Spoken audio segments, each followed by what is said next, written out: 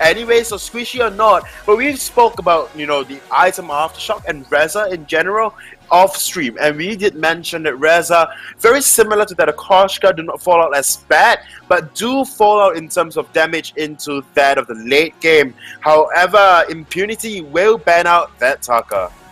Yeah, Impunity's clearly thinking that Taka is a really good Reza counter, really good Churnwalker counter. I guess that kind of makes sense, because if you have a Taka and Churnwalker's trying to land those chains, it's really hard. He can Kaisen over one chain, Exvetsu, he's going to dodge the next one, he gets loads of movement speed. It's really tough to land chains on Taka, so that does make sense. Alpha picked up, that's just a strong pick for Nebulae. It's not necessarily a Churnwalker counter, there's no reason why Alpha would do particularly well against Churnwalker. Now, what comp are they going to round the struggle out with? There's a lot of things they could do. Vox was always seen as really good with Churn, because you get reflect damage on his basic attacks and on his resonance bounces, so it's just constant ticking of damage from that Vox if everyone's in a full team fight. So that could work out well against this Alpha. They could go something like a Crawl, would work well. The Spectral Smite does well with Churn's chains. If you get Smite on someone, it will chain through, do 30% damage to everyone else that is chained. So I think that could be a good thing, but really interested to see what kind of composition they want to run with this Churn.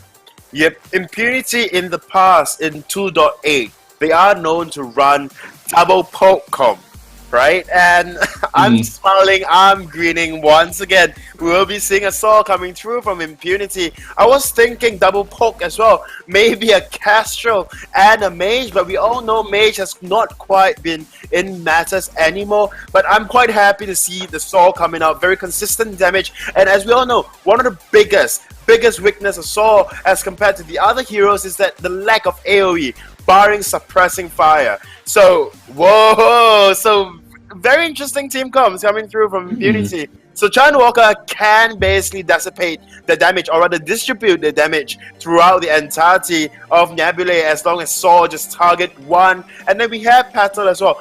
I'm not surprised if we will be seeing a CP Saw. Really? I would have expected a CP Petal just because it's way more meta, but hey, I've been surprised before. We might be surprised again with the CP Saw, and thinking about it with Churnwalker, it makes so much more sense. CP Petal is terrible with Churnwalker. It just doesn't work, really. Petal's all about kiting away. Churnwalker gets those chains, and then the Munyon damage, I guess it reflects through the chains, but it's not going to be that much, because Petal's really about damage over time, so people can just break the chains. It's not going to be that effective. Whereas a CP Saw, massive burst damage, has a slightly weak early game, but if he gets invaded and Churnwalker manages to get some chains, then that little bit of damage from Saw will be amplified, and the Rhodey run can probably get a triple kill. If one target is low, Saw gets like 1,000 execute into the later part of the game on CP. That scales, that reflects about 300-400 damage onto the other heroes, which is pretty significant for one ability. So I would love to see a CP Saw with a Weapon Lane Petal. Weapon Petal will work similar to Weapon Saw in terms of he jumps in, gets some damage, Churnwalker reflects it through his chains, and that's going to be really interesting to see what they decide to go for. So they have two options, either a late game scaling Weapon Petal CP Saw, or an early game pressure Weapon Saw CP Petal. So I'm really excited to see what they're going to decide to go with. I mean, it is all up in the clouds now. No one quite know what Impunity will pull off. But I'm with you. I really want to see a CP Saw just for that execute damage, that dank shank damage that will be coming out from him in that late game. And one thing about CP Saw, right? I know, very unpopular opinion, but Aftershock on CP Saw. Very, very good, very bursty. But how will CP Saw actually do against an Alpha is another question as well. And CP Saw being so without mobility, barring those shanks, you will have a hard time going up against that of Scarf that can just put a goop down and escape path, so that when you goes in for a shank, when you roll backwards, you get slowed down and you'll be easily targeted by Alpha. It does take quite a bit of skill to land that goop in the right place, because once Saw shanks, he does then have quite a lot of movement speed, which is because he loses all of his stacks of spin up, and so he's really easy to take down once he's used his suppressing fire. But using suppressing fire does reset the cooldown of his Rhodey run, so that really shouldn't be too much of a problem for Saw to keep mobile. But we're going to have to wait and see what these teams are going to go for Let us know in the chat if it's Impunity, if you favour the Churnwalker, if you're hyped to see Churnwalker for the first time in Southeast Asia competitive Vainglory 8, and if you think the Saw and Petal are going to win it out, or if you think Nebulae can turn this game, can win this game and start the series off for them. We are now loading into the house to unfold for the first game of the last series, and casting this game, it will be Luxuria, and I request a duel. Take it away. Thank you, Mini Miter and Luxuria, once again for a draft, and once again, we will see the Saw pickup, this time on the side of Impunity, and alongside the Churnwalker, which I heard your guys' reaction to when that's picked up. Just quite surprising to finally see it being played in the VG8. I think we might have seen it once before, maybe in the Challengers, if I'm not wrong, but we will see Quarter on that Churnwalker for today, and with that, I think looking at both these drafts, that I think they both did well for themselves. Nebulae did a good job to respond to the Saw pickup, and for the side of, I guess, Impunity, off the back of that Churnwalker pickup, picking up the Saw, and the Petal isn't too bad either. And it will we will have to wait to see whether it's going to be the CP Saw or the CP Petal, as they both have weapon blades at the start. But Def Q so low early on, uses that potion, but the Torment gonna pull Doubtfire back, and they're gonna be able to secure the first blood on the side of Impunity. Yep, what I'm expecting now, just looking at how Blue City is building, and yep, Blue City definitely weapon power, and Def Q, I'm not surprised at all if Def Q is just buying that weapon blade for that early farm clear, just for the early laning phase, and we'll port back to try to get a CP items, because that is what that we see with Sky as well. Sky will buy an early weapon blade just for the clear if he's placed in that of the jungle in the lane. But now Def Q, it is quite a big question. I must say, whether or not we will be seeing a CP Saw, but I'm really excited. I just want to see that CP Saw. But once again, mentioned up against a Scarf, it will be very, very difficult for the side of Impunity in that early game. Yep, and we do see Iron Cube Die catching out Blue City in this jungle, or it could be the other way around. Is Doubtfire going to use the Vanguard to get them out there? Iron Cube Die, as most alphas would, shouldn't be looking for the fights, I should say, until they get that aftershock at least. But it's a bit of trouble for the side of Nebulae, as they're going to have to rotate up to defend this initial turret from the onslaught of Impunity.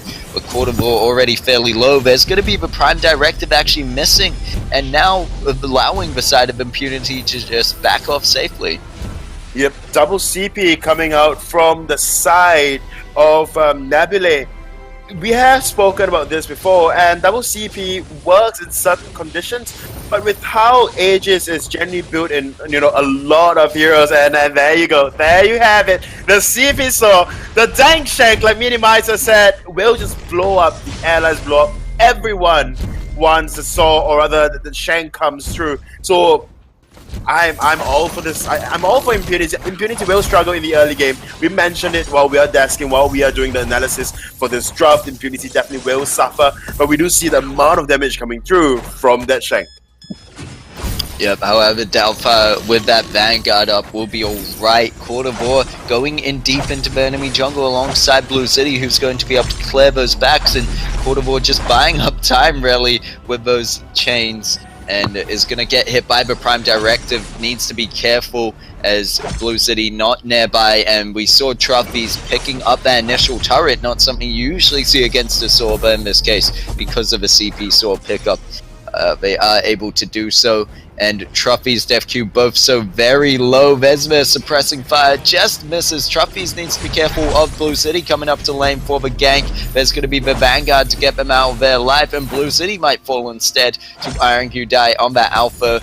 Core charge is up, the Prime Directive in another second, but they're not going to follow through with it.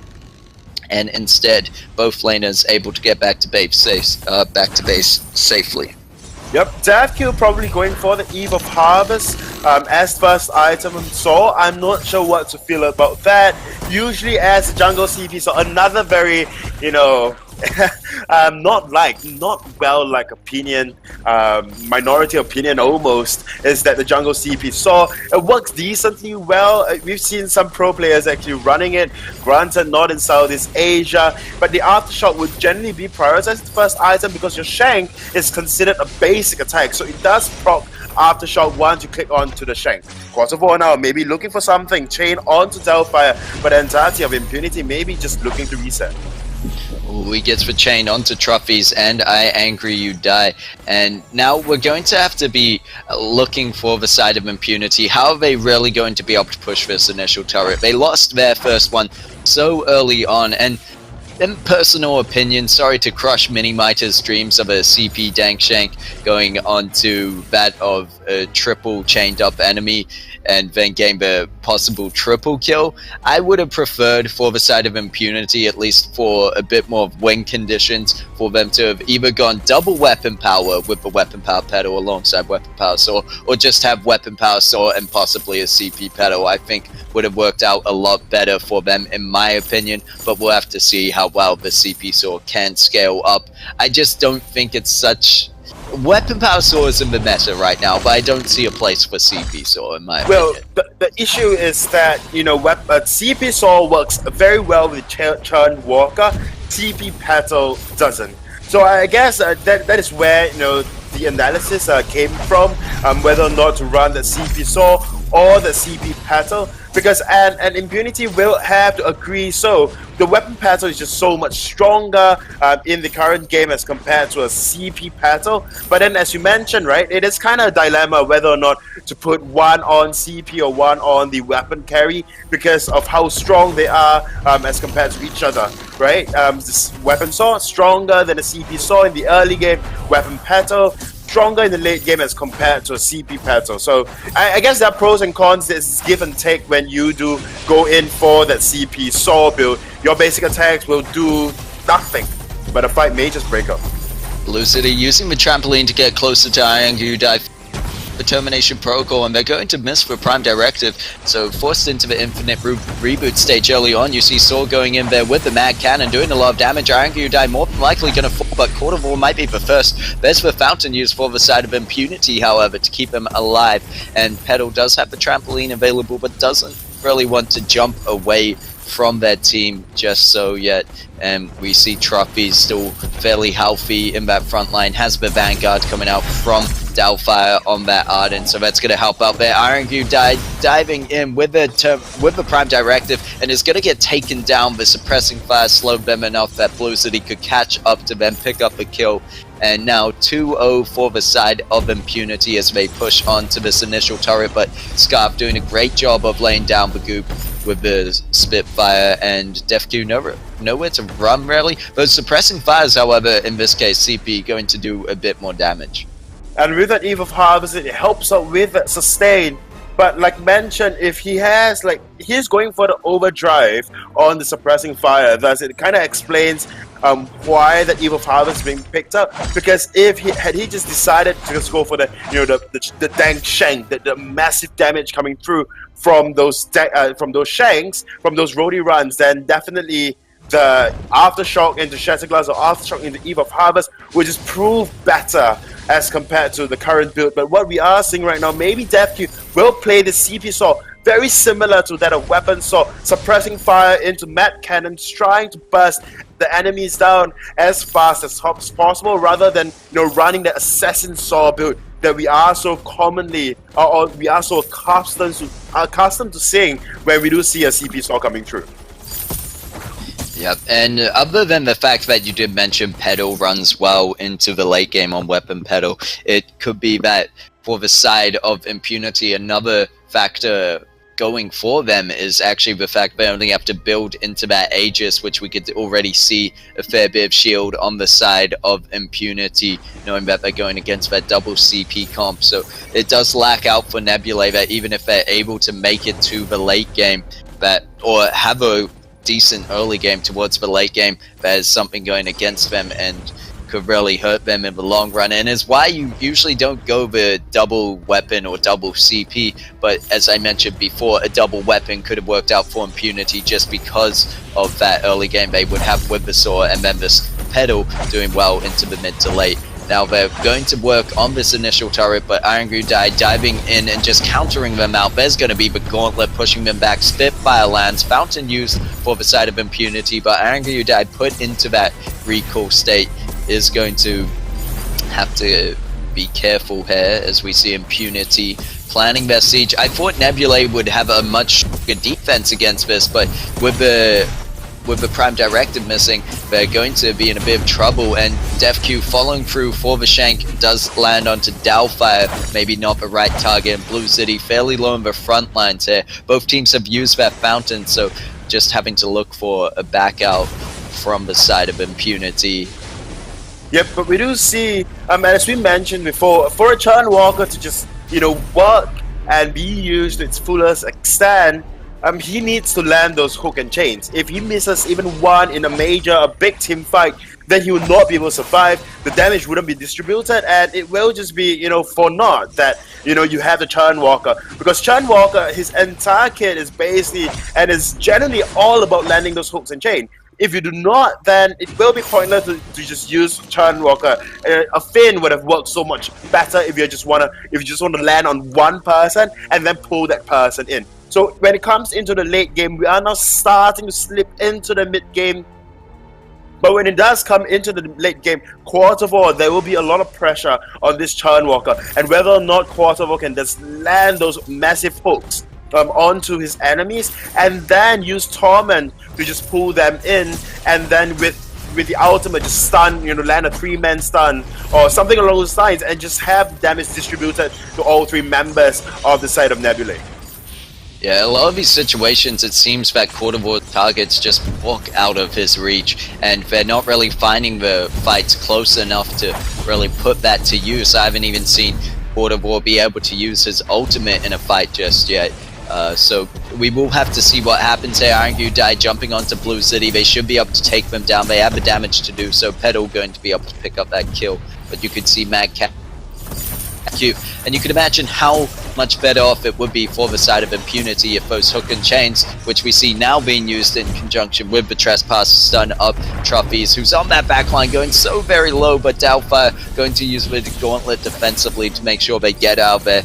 As I was saying that, if DefQ was able to land the Mad Cannon onto chained up targets, it would deal so much more and be so much more effective. However, right now they're just picking up on the mistakes of Iron Gudai diving in and getting caught out alone.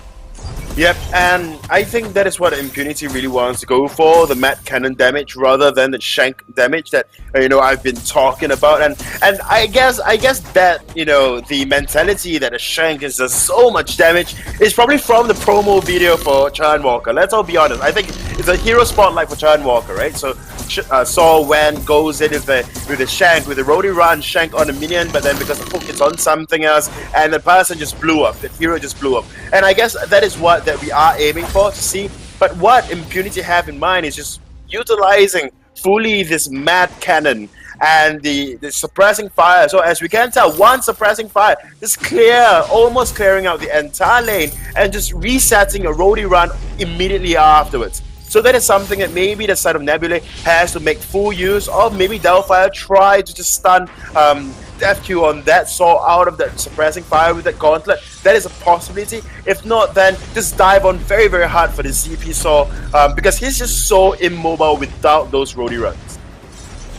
Yep, and we do see Truffes pushing in, gets caught up in the initial hook, but manages to lose it. Quatervor has a chance to go in the Trespass, manages to land the stun, going low fairly early on. Peril's going to be able to pick up that kill. Iron Gudai trying to jump onto DefQ, but gets taken out early and should be shut down before they get the infinite reboot. Now Impunity's comp starting to come online into those team fights, and there's really nothing the side of, I guess, Nebulae can do to go in those if Doubtfire isn't going to be willing to use the Gauntlets to engage.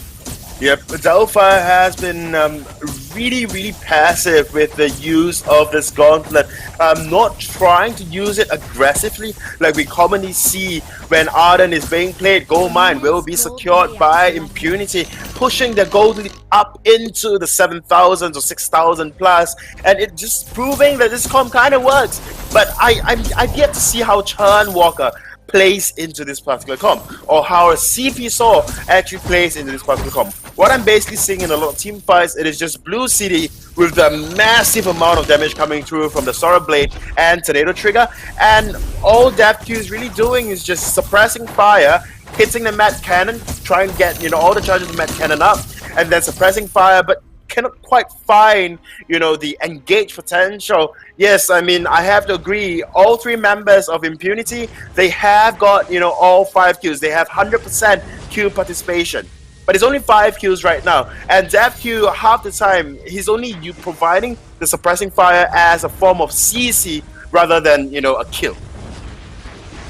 Yeah, and with that, we do see Nebulae going back to this lane once again, but they're going to get caught out by Impunity as we see DevQ picking up that Crystal Power Infusion. Could be the go sign for them. DevQ, however, moving up to that lane first to lay down the suppressing fire, and as you mentioned before, just clear out most of that wave with just one suppressing fire. Blue City now, we've also got to look over to doing a lot of damage in that previous fight, especially right off the back of Trespass, use the trampoline to get deep into it, and then just lay down the damage, which I think is going to work out so well for them with the Soul Blade double tornado trigger comp. It makes use of the little time that Cordovar on this Churnwalker is able to stun them out, but well executed overall.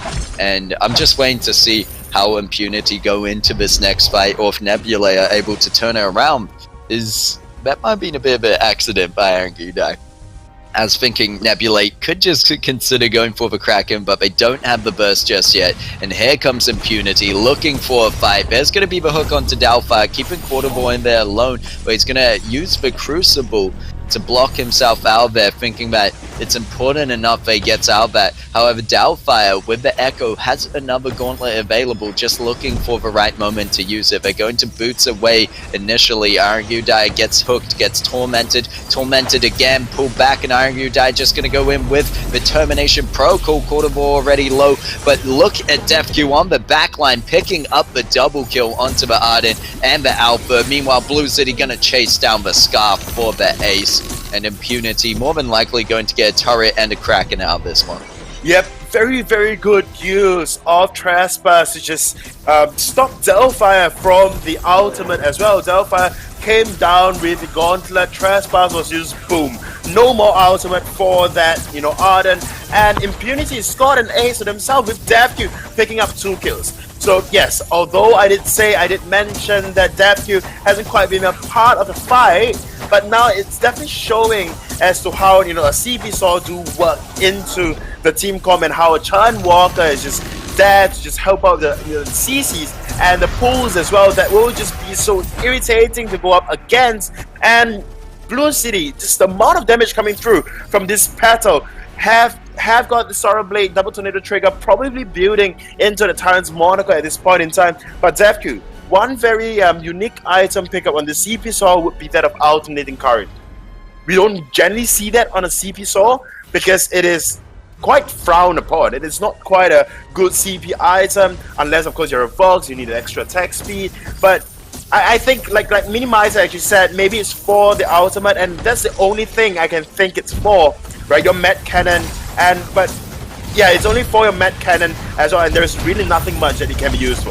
Well, Arangudai trying to jump on that burst down so low. There's going to be pressing fire, and actually a misplay from Cordovar pulling Arangudai out of there, but it doesn't matter because they're going to clean up. Hell gain the double kill, looking for the triple onto Arangudai, going to get it, gets the turret, gets the ace, and they're going to get the game for the side of Impunity, pushing him with that Kraken. Hell, even getting the Crystal Weapon Power Pedal very strong, alongside that of the DevQ CP Saw build, which was, as you mentioned, quite unique in this case, where usually we'd look to see the Shatter Glass, and why it's probably more frowned upon because a lot of the CP Saw play usually being around that the Shank and maybe more of a troll or fun.